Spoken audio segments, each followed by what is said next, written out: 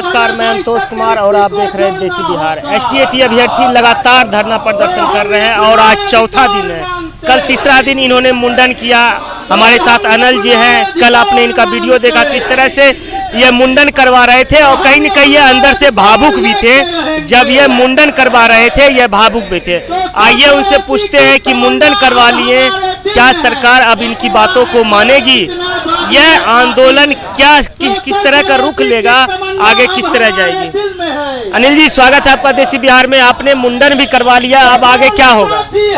बस आगे मेरा आंदोलन जारी रहेगा। ये जो मुंडन करवाया हूँ ये पूरे बिहार की सरकार को, पूरे बिहार के 12 करोड़ महान जनता को ये संदेश देने के लिए करवाया हूँ कि बिहार के नौनिहालों का जिंदगी बर्बाद ना किया जाए, मेरिट शिक्षकों की बहाली किया जाए, एसटीईटी मार्क्स पर बहाली का प्रावधान किया जाए और एकेडमिक बेसिस पे बहाली का बाइकआउट किया जाए। हम ये संदेश देना चाहते थे। हम ये संदेश देना चाहते थे कि बाबा साहब ने कहा था कि जो जितना ज्ञानी होगा, जो जितना शिक्षित होगा, वही उतने अपने अधिकार को हासिल कर पाएगा।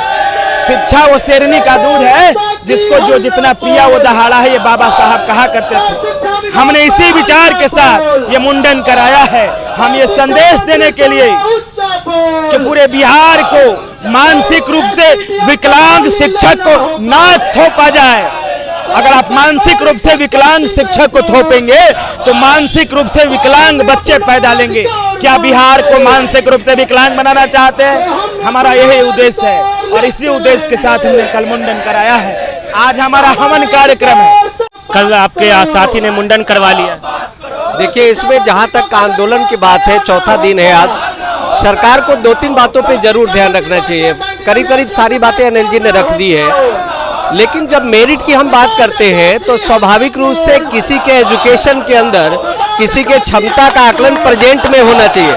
पास्ट में उसने क्या किया इससे मतलब नहीं रखना चाहिए। तो उसी की बात हम लोग कर रहे हैं कि आप एसटीईटी के अंकों के आधार पर बहाली कीजिए और उसमें जो मेरिटधारी है या जो भी हमारे अच्छे साथी हैं, हकीकत ये है कि जितने में मेरिट में है, कम से कम 20 नाम तो मैं आपके सामने खुद ले सकता हूँ जो दिल्ली यूनिवर्सिटी से है। मैं खुद इलाहाबाद यूनिवर्सिटी से पढ़ा लिखा हूँ, 2 सब्जेक्ट में एमए है, खुद मैं एमएड हूँ, नेट हुआ है।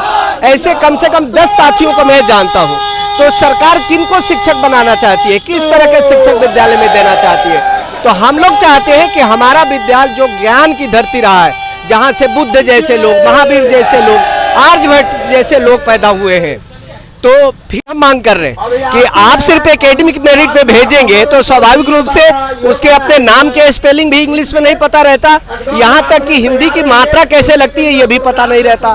तो हम इसीलिए चाहते हैं कि जिन लोगों ने अपनी इस एसटीईटी परीक्षा के आधार पे अपनी क्षमता का आकलन कर लिया है, दिखा दिया है अपनी क्षमता को, वैसे टीचरों को लेके आए ताकि भविष्य बिहार का फिर से सवारा जा सके और फिर बिहार का जो गौरव था उसको वापस लाया जा सके। देखिए, सबसे बड़ी बात है ये अभी धरना आप लोग चौथा दिन आज है। हम इसको मगर चौथा दिन नहीं मानते, क्योंकि आप ये लड़ाई 2019 से लड़ रहे हैं, 4 साल से लड़ाई लड़ रहे हैं, पर सरकार नहीं सुन रही है। चौथा दिन तो सिर्फ नाम का है, हम इसे चौथा दिन मानते ही नहीं। आपका क्या कहना है? एकदम स्वाभाविक रूप से ये चौथा दिन नहीं है, लेकिन हम जब यहाँ बैठे हैं तो ये इस आंदोलन को जो आज स्टार्ट हुआ है, अभी तक हम अलग अलग तरीके से कर रहे थे। गांधी मैदान में प्रोटेस्ट कर चुके हैं, यहाँ भी बैठ चुके हैं, लेकिन अब ये लगा कि आप देखिए छठे चरण में अनावश्यक रूप से सिर्फ 78 लोगों को लेकर के उसको इतना लंबा खींचा गया कि 28 जुलाई तक का डेट दिया गया। तो हम लोग चाहते हैं कि उसको शॉर्ट किया जाए, जल्द से जल्द इनकी भर्ती हम लोगों की जाए और स्टेट के मार्क्स के आधार पे की जाए, ऑनलाइन हो और सेंट्रलाइज हो।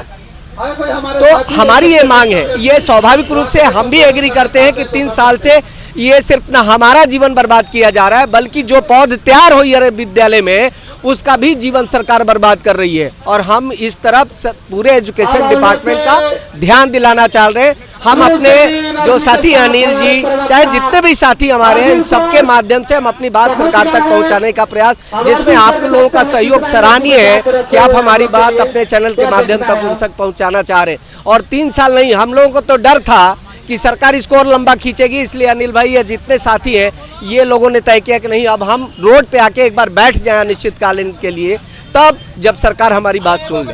तो स्वाभाविक रूप से ये बात तो है, और हमको भी ये डर था कि ये 3 साल तो ऐसे ही निकल चुका है, यदि हम रोड पे आके नहीं बैठेंगे तो स्वाभाविक रूप से हो सकता है कि कुछ और लंबा समय सरकार ले ले इसको।